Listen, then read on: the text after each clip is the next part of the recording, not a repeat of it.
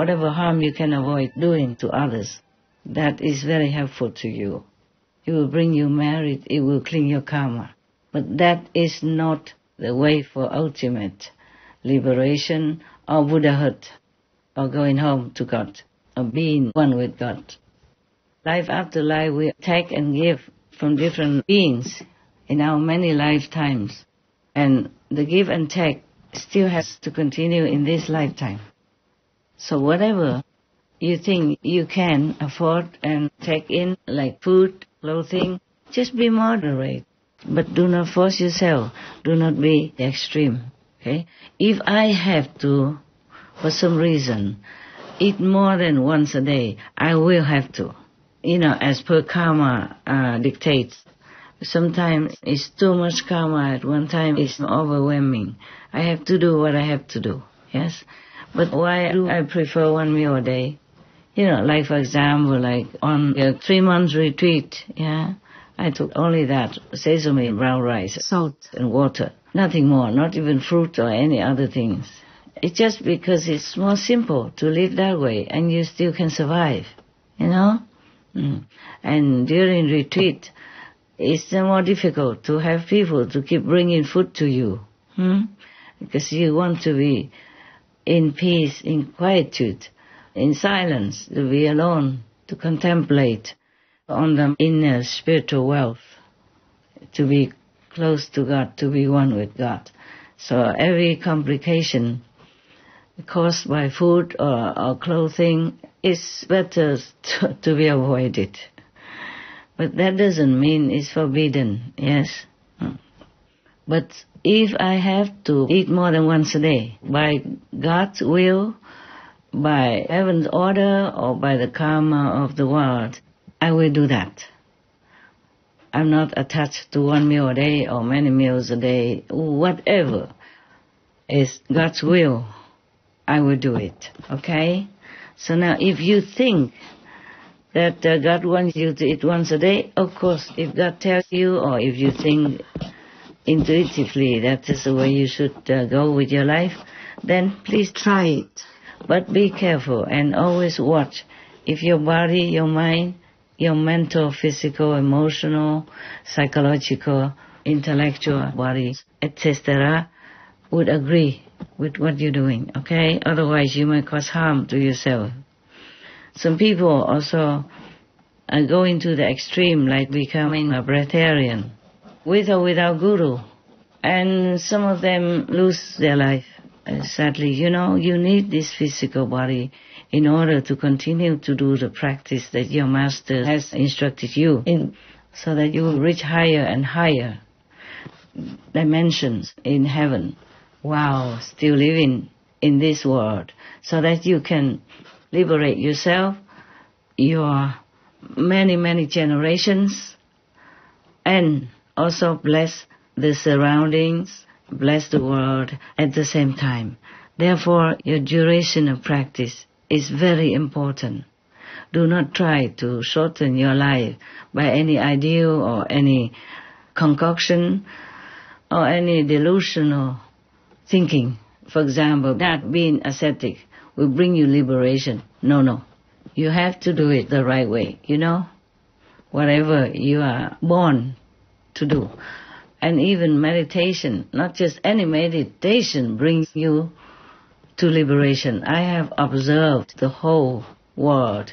People meditate in all kinds of ways, on all kinds of things. Most of them have the wrong method from a lower master and can't get beyond the third world. A wrong, low-level master could harm you in many aspects, not just spiritually.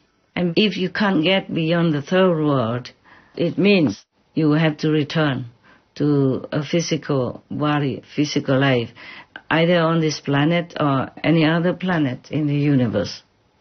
This is a sad thing, that even many of the zealous demons or astral demons pose themselves as priests or monks and nuns, as spiritual masters, and mislead a lot of sentient beings to go to the lower way. of spirituality or path. I saw that and I felt very painful. But whatever karma you have, that's the way you will go on with your life. Unless some miracle happens that you meet an enlightened master and get a true, secure, guaranteed spiritual meditation method to bring you to the true liberation beyond the 3 words. You know, we could say the 4 words, actually, when including the human world. The human world, the astral world, the causal world, and the Brahma world, all these words will be destroyed one day or another. In Buddhist terminology, the Buddha calls it the 3 words, meaning our physical world that we can see, touch, hear, and perceive. It's not included, it's different. The other 3 words, like the astral, causal, and a Brahma world, are invisible to the naked eye. Sometimes you can see them. It depends on your karma and your past life, spiritual connection. But most people don't see these 3 words. These are the 3 words you have to pass beyond in order to be liberated. That means you don't ever come back to this physical world or any other physical world anywhere. Either becoming a human, animal, a tree, plant, anything again, or even a demon, ghost, or hell being.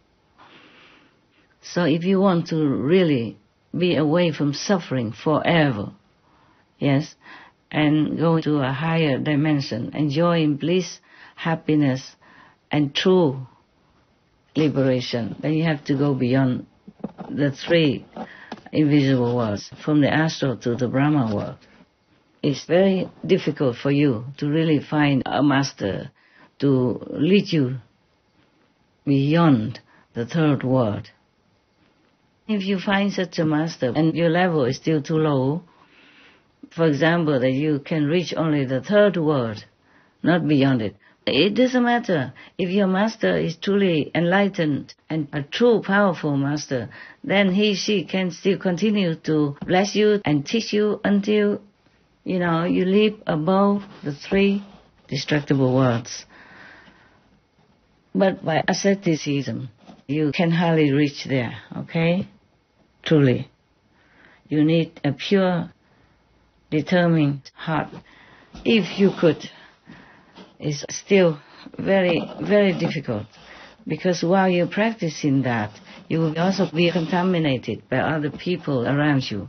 Their energy, their karma, their contact with you will bring you trouble and will not allow you to be uplifted to a higher dimension.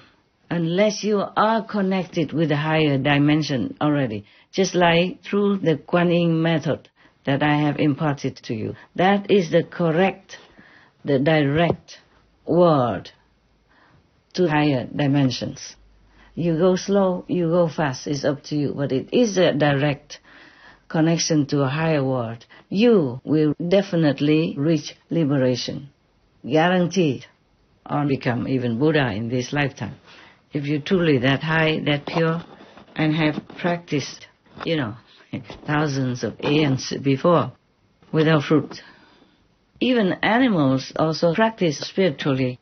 Some snake people also meditate, they practice very well, very diligently, and then they can become human, or they can make themselves appear as humans, for short term or forever. Yes? But that is different. To practice just to jump from one species level to another, not to be in a higher heaven, or be liberated, become Buddha, or become one with God.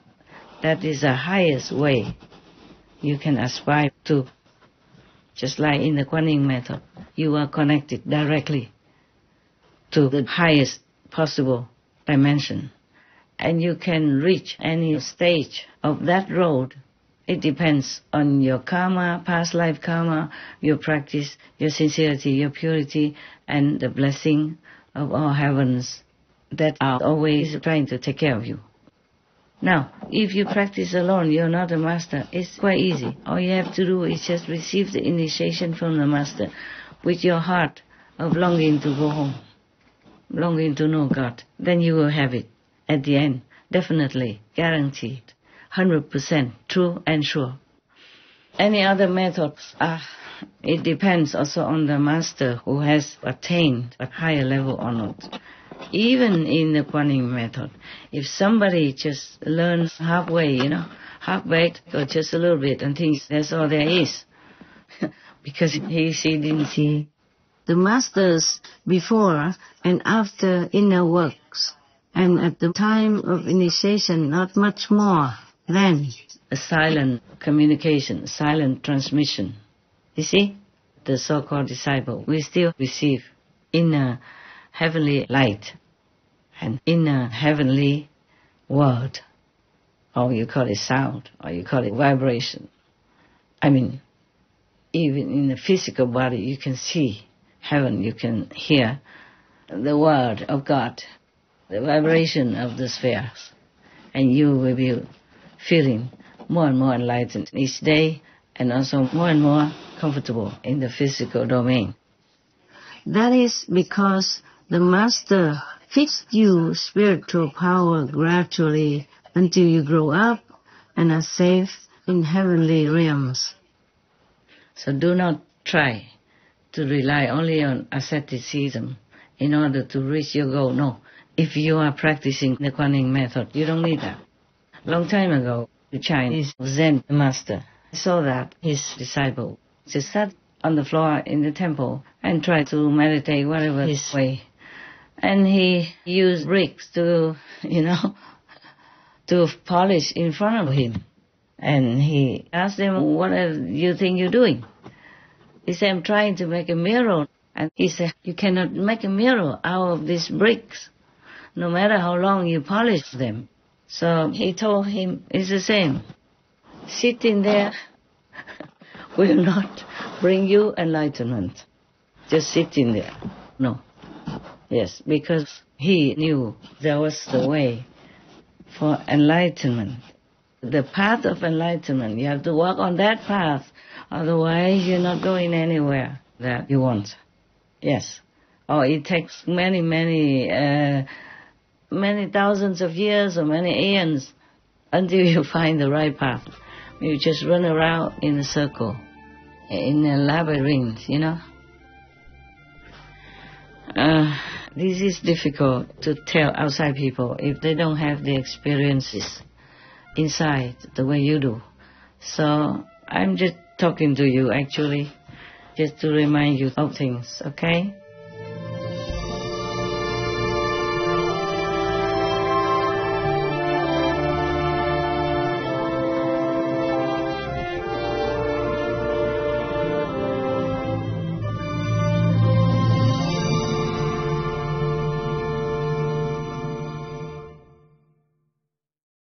Supreme Master CHINGHAI, vegan, is a world-renowned spiritual teacher, humanitarian, and artist. To learn more about her compassionate life and teachings, please visit suprememastertv.com/master.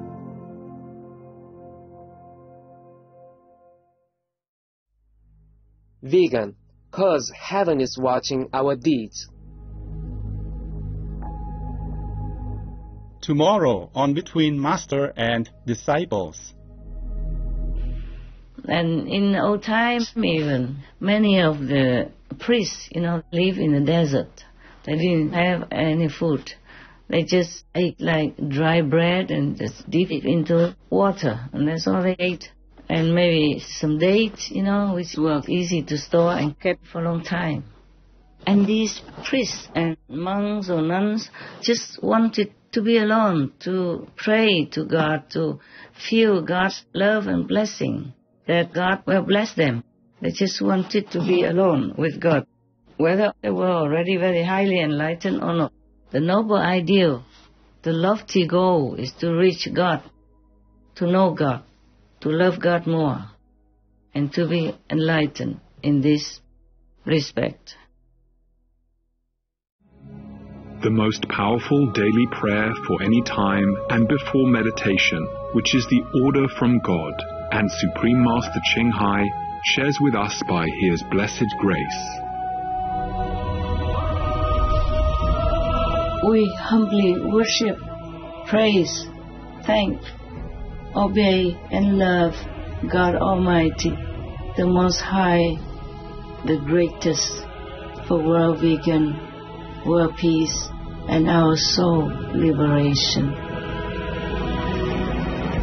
We thank, love, praise the only Son of God, who is the ultimate Master for our salvation. We follow the teaching of all the saints and sages. We thank, love, and praise them, who are the representatives of God for our spiritual elevation.